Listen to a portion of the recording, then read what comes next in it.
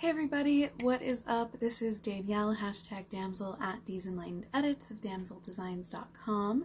Today I wanted to go live and also save this for you to talk about something that came up in my stories, my Instagram stories today. So if you follow those, you know I do spirit animal medicine, which you can partake and purchase your own version of as well.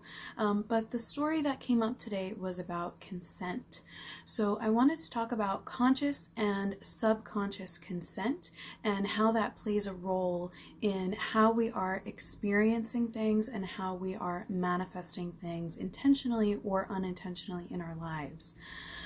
So basically, through the quantum and through the sovereignness that is our soul, every experience that comes across in our reality, we have the choice on some soul level whether we are consenting to that or not.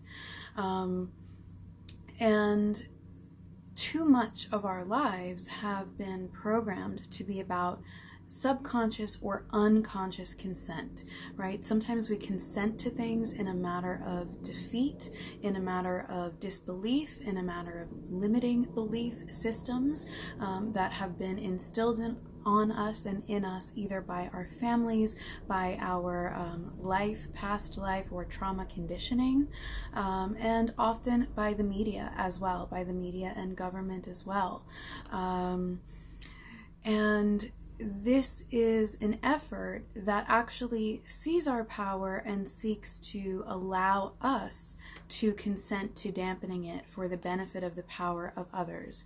Now, there is a lightworker wound where we also tend to martyr ourselves and keep ourselves down, keep ourselves in lack, dim our light in an effort to be one and of and for the people in order to help the widest number of people. But what tends to happen in many situations is that we are also often dampening ourselves and our own light and stretching ourselves very thin. And I guess the lights agreed there because they gave an extra oomph behind me. I don't know if you could see that. Blue stars, blue light, blue starlight of Sirius, Arcturus, wherever you most resonate.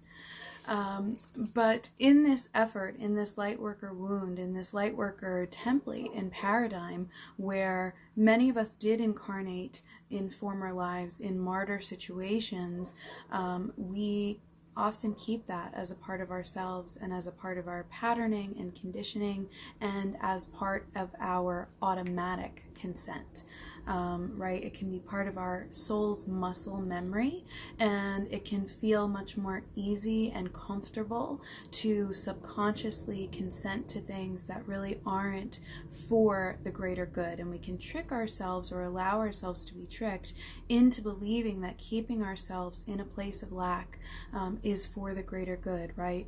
I want to help everyone, so let me just martyr myself and stretch myself very, very thin, and then I'm helping everyone, but we're not stopping to think about the fact that actually how much help are each of those people actually getting if we are keeping ourselves pushed down and constantly stretching and limiting ourselves. Now, this doesn't only have to be a light worker or people in service wound. Consent and conscious consent goes to anyone and anything you are experiencing in your life, right? If you have something very heavy and something that you are struggling with in your life, I want you to be aware that there is part of you that is consenting to it. And that may bring up a lot of resistance in you, and you may feel like, oh, gosh, I don't really see how I'm doing that. I would never do this to myself. I would never agree to such a situation.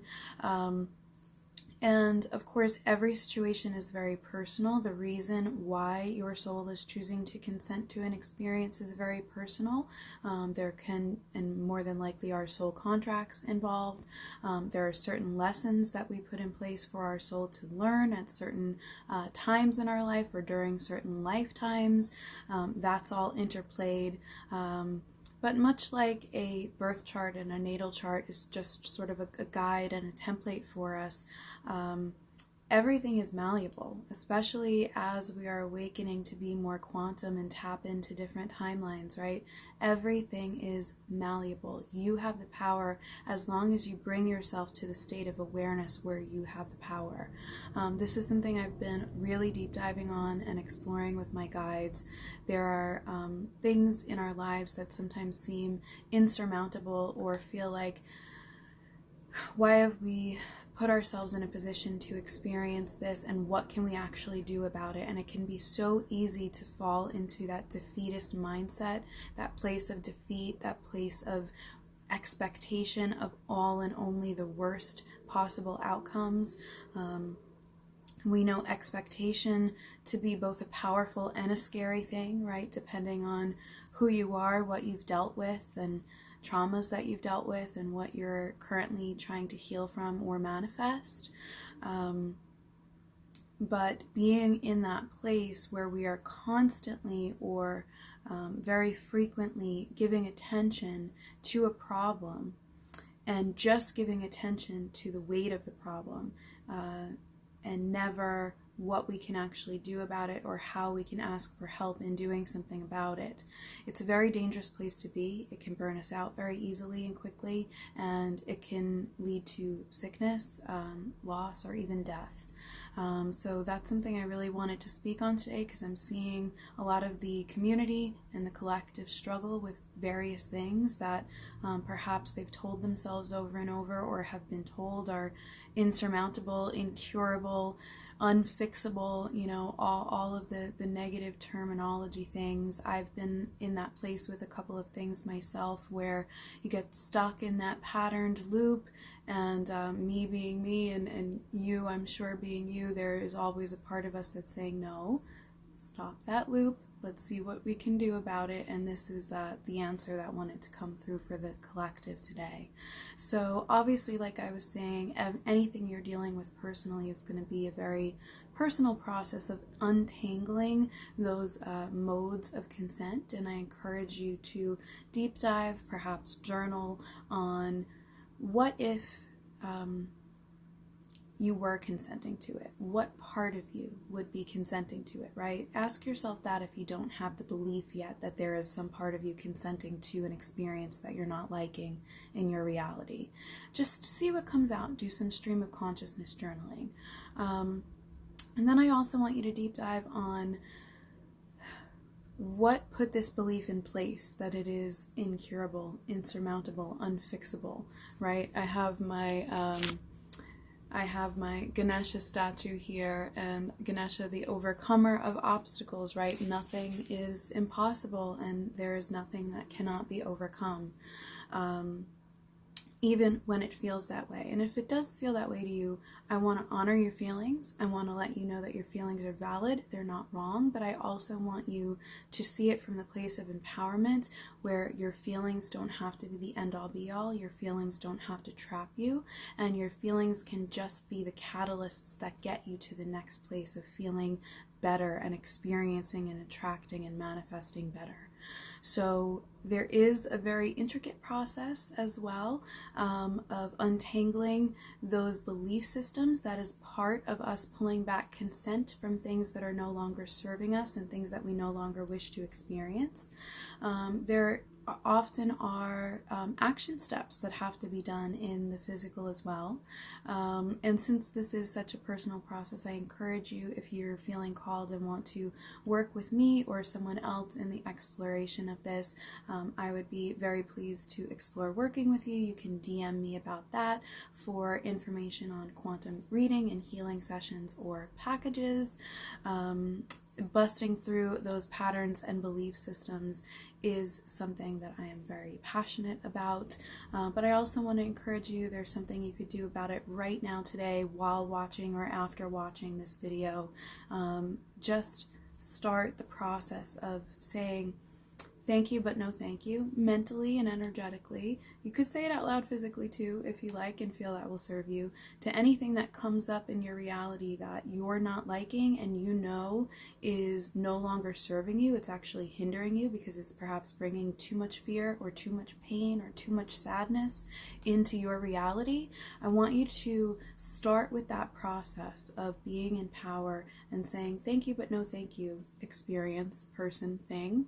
I no longer consent to that. I no longer consent to being treated that way, to having that experience, to having that reminder, to needing to learn in that stressful or painful or frustrating or fearful way. Okay, and start from that place, and then other things will start to flow from there. Once we remove the consent, very often we'll also be asked to go on the healing journey of neutralizing the feelings that we've had in terms of that thing that we're removing consent from. And then you're also encouraged to explore what you do actually want to consent to in place of that, right? Because the universe sort of abhors a vacuum. So whenever we're clearing energy or clearing space or clearing things that no longer serve us, even when we're doing entity clearance and things like that, we want to clear that space, heal that thing, but we also want to fill it in with light or fill it in with something that we do want. So I want to encourage you to also not be afraid to think about what you would put in the place of that. If this big thing wasn't in your way, wasn't in your awareness, wasn't in your reality any longer, causing you that fear, frustration, sadness, what would you actually have space for, and what would you want to put in that space? So journal on that, pray on that, manifest on that, and give it some time as well.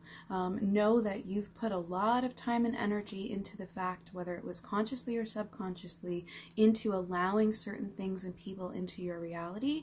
And I want you to be gentle with yourself and understanding of the universe and trusting in the universe, that sometimes it does take some time when we start removing our consent and consenting to better for those things to start leaving our reality and being replaced with the better. And I want you to encourage yourself and be thankful to the universe every step of the way, so that you're not stopping in some middle ground in that transition period.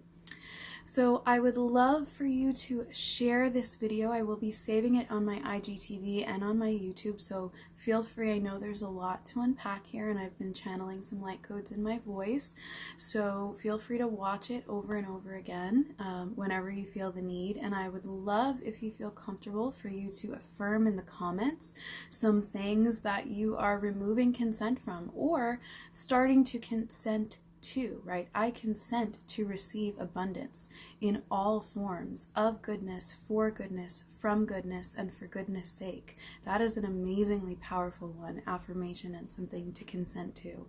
Write that down in the comments, somebody, if you're feeling that and resonate with it. So like I said, you can message me if you'd like to explore working on this or other quantum things together spiritually. You can visit my website, Damsel, DAMCLdesigns.com, for lightwork pieces like this and more, energy artworks and such. And those spirit animal medicine readings, like I had mentioned, was some of the catalyst for this message today. And I always have a PayPal open and linked in my bio, or if this is on YouTube, in the description. So if this message has helped you or other of my works have helped you, I would be very grateful for any energy appreciation donations of any amount, nothing too big or too small, in exchange and in gratitude for being in resonance with this. Please share this with somebody in your feed, somebody in your life, if you feel that it could help them, somebody that you want to be a buddy and an ally with you as you work to be more aware, more conscious, and remove that consent from your reality and from theirs of things that are no longer serving, are no longer joyful and beneficial. And I thank you very much for being here. I am sending you love and light codes, and I will see you next time. Love, Danielle, #Damsel at D's Enlightened Edits. Bye for now.